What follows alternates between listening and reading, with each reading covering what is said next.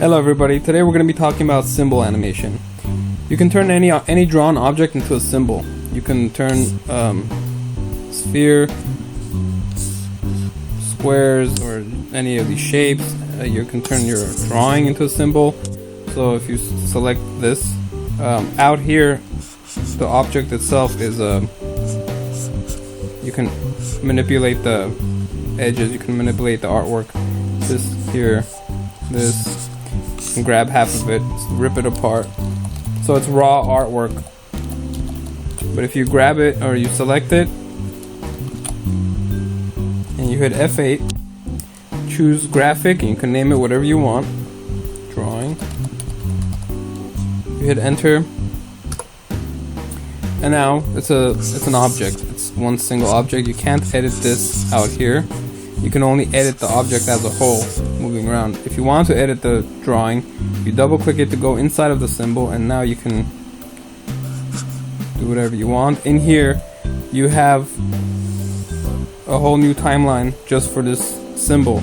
And inside this symbol, you can add as many layers as you want, as many new drawings as you want. So my next drawing, if I hit F7, I can create a new drawing, and now it's going to cycle through this out here. If I go out and I extend my keyframe out, I select this and I click on properties, and I make sure I click on this looping, and you have a few options. You can loop it forever, you can play it once, so it will play what's inside of the symbol just one time, or you can put it on single frame, and in this case it just holds one drawing, and you can choose the numbers it shows. So I can either have drawing number 1 showing, or I can select here, hit 2, and it would show drawing number 2. If I hit put loop and I hit play, it's just going to loop whatever's inside. So now I'm going to show you how you can use that to add layers of animation to something. So we're going to grab this circle, and we're going to turn this into a symbol by hitting F8. We're going to name it ball. And now what you can do is you can animate this without having to add anything new. Just this object alone can be animated. I'm going to shrink it down a little bit. If I hit shift and I grab this corner, it's going to keep it uniform as I shrink it down. And then now I can set this ball to start here. There's a keyframe. That little circle you see there, that means it's a keyframe. But there's no circle. It's being held for this many frames. If I click here and I hit F6, I'm going to create a new keyframe. So now it's separated, even though the ball is in the same place and it's not moving. It's separated this and this. They're actually two separate frames. So I can grab this ball right here and I move it over here. And now when I go between the two keyframes, you can see the ball moving when it reaches 41. Now if I was going to hand draw this, what I would do is I would draw the ball here, and then I would create a blank keyframe here, and I would draw the ball here. Now you see I have the same thing happening. One is hand drawn, one is just a symbol.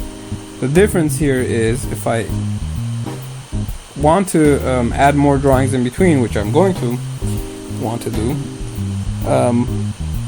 for the hand drawn one I have to create a new blank keyframe here, turn on my onion skin so I can see both drawings, and then create or draw a new one here. And then I have to keep doing that for every single frame. I have to add more drawings until it's one smooth animation.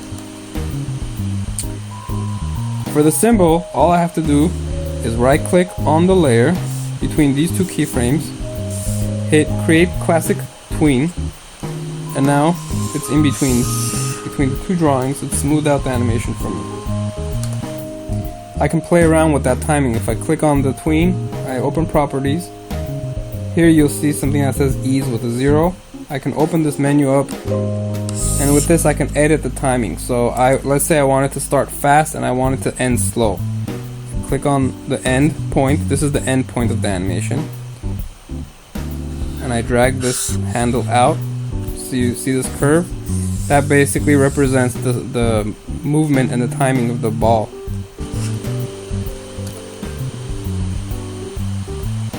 So you see how it's starting off fast and then eases into that pose right there.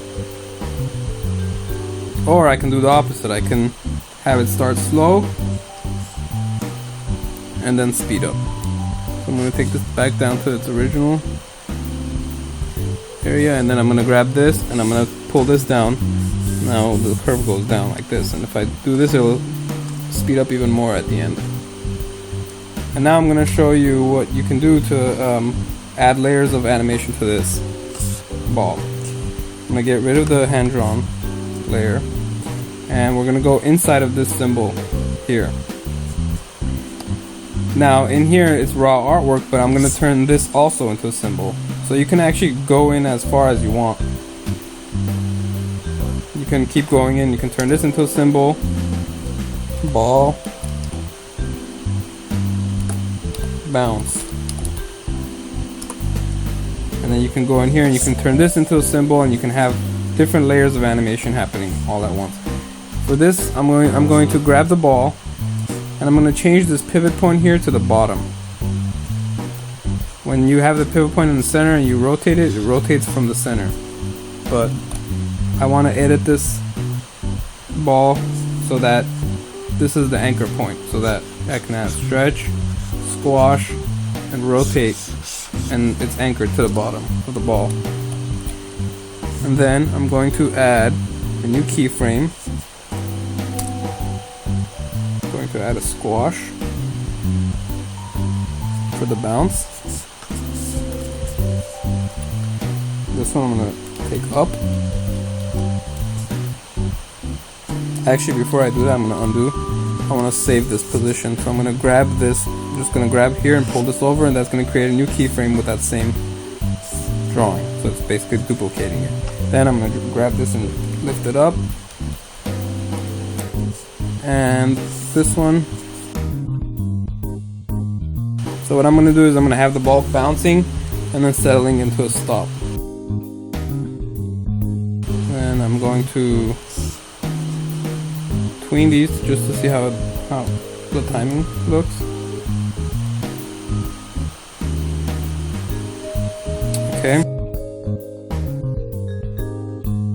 Okay, I'm going to make sure that the ball gradually loses its energy, so this next bounce should be a little lower. This next bounce should be even lower.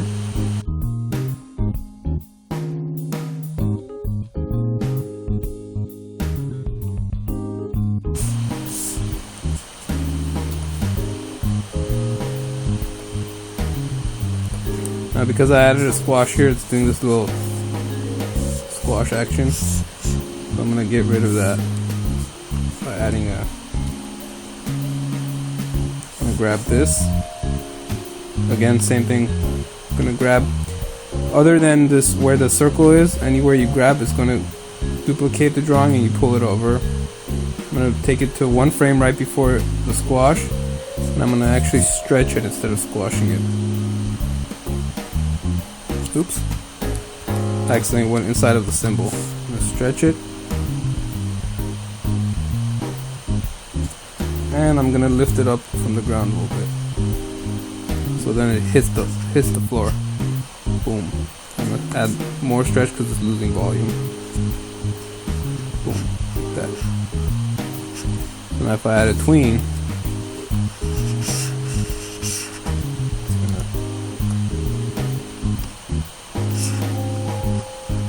stretch and squash on the ground, on the impact, and then it's gonna go back up. So here again, I want to create a stretch,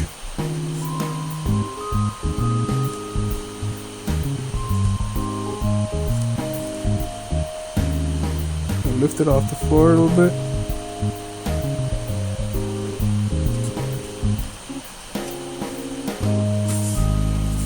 between these. Okay, so then what I can do is I select the tween here, open properties, and I'm gonna add it an ease so that it starts off slow and speeds up as it goes towards the ground. Drag this, that, play it, there you go. And then same here, I'm gonna open properties. I'm gonna have it speed off the ground and then slow down as it reaches the top point. As gravity starts pulling it back down, it's gonna slow down on the top. So it's gonna bounce up, slow down at the top, and then come right back down. Play. So now we do the same thing here.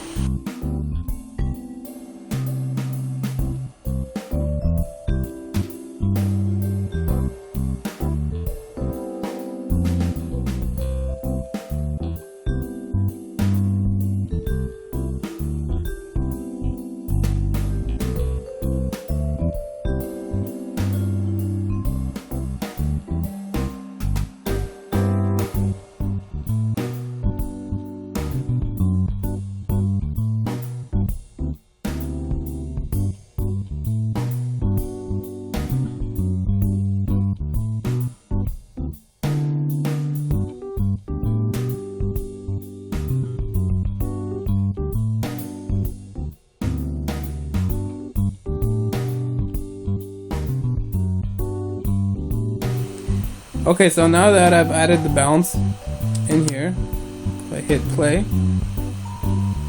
now I can go outside of the symbol, and if you remember, we have the animation here of the ball bouncing. If I hit play, you have the bounce in there, but actually the last keyframe, I have to make sure that I set it to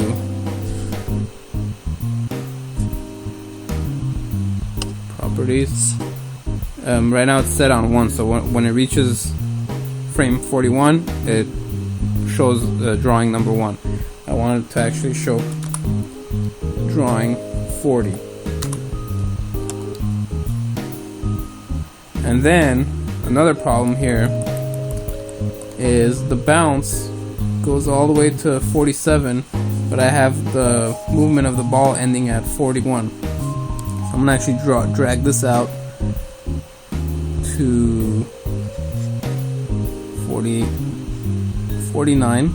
I'm gonna put it 47, and I have to also change this to 47. Now if I hit play,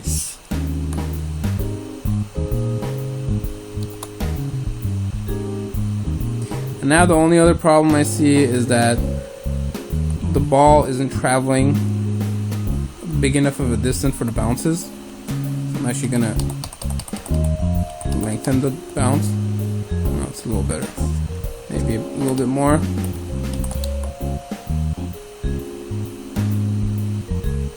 And it's on loop, so it's looping back. This is where changing into play once comes in handy.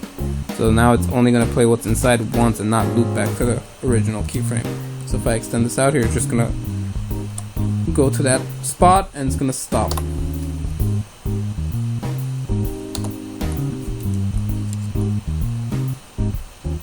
Oops, okay. So now here's another cool thing you can do with Cymbals. You can grab all this animation, right click, cut frames. Then we put an object on the drawing board, just anything. Select all. Turn that into a symbol. We're gonna name this one balls. Oops. Balls. And then we're gonna double click this. Get rid of the drawing because we don't need that. That was just temporary, just to create a symbol. And we hit paste frames. So now you have that animation embedded inside this symbol, and I want to play once. Now I'm going to grab that symbol and I'm going to duplicate it. Control C, Control C, and then Control Shift V to paste in place. I'm gonna grab these, Control C, Control Shift V. Now I have all of these. I'm gonna keep doing that until I have a bunch of balls, and then I'm gonna grab this, drag these over. I'm going to right click on the layer, and I'm gonna I'm gonna select all the balls, and I'm gonna do distribute to layers. So now it's gonna separate all those keyframes to the different layers.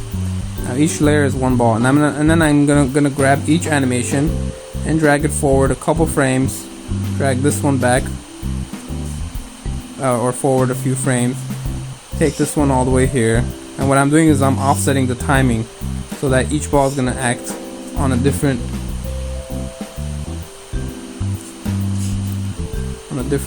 it's gonna come in at a different time and stop at a different time, and that's gonna make it so that not everything is moving at the same speed and stopping at the same spot. So I'm gonna keep doing this, drag these all the way,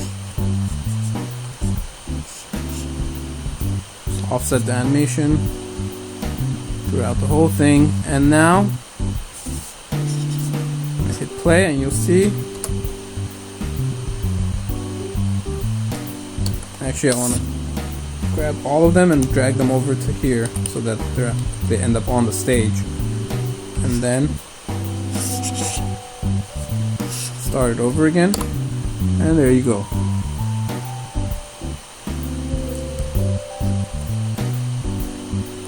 You can even play with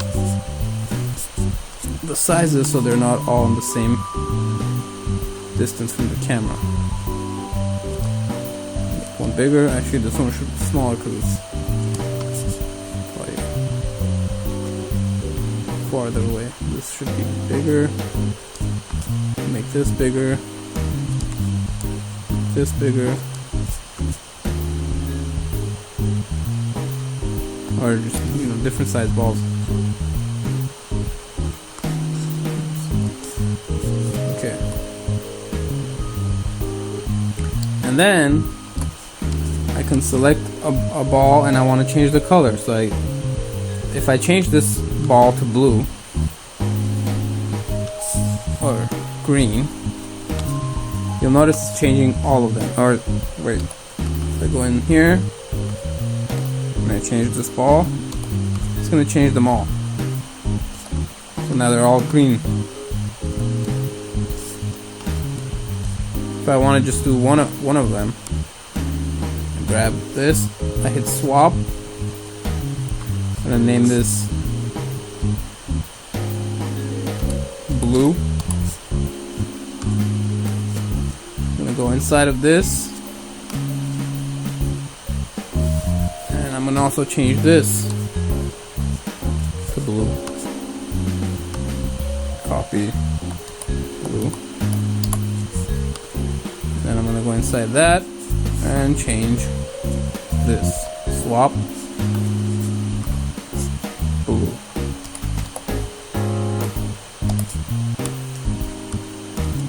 And then when I go inside that, now I can change that to blue. Right. Step out. If you scroll forward, you're gonna see it's gonna change back to green here because these are different keyframes. So what you can do is you can turn these all these keyframes into tweens. It's not going to change the animation. The reason we're changing them to tweens is because now you can select all these tweens, hit sync, and it's going to change them all to blue. Except the last one, which we will also tween, sync. And then out here it's going to do the same. It's going to be blue. As soon as it hits this keyframe right here, it's going to turn to green, because it's not synced, sync it. Oops. They both have to be tweens for the to sync. So now we sync it and then turn it off. Now one of them is going to be blue, all the other ones are going to be green. And then we're going to go back in here and change this to play once because it's looping.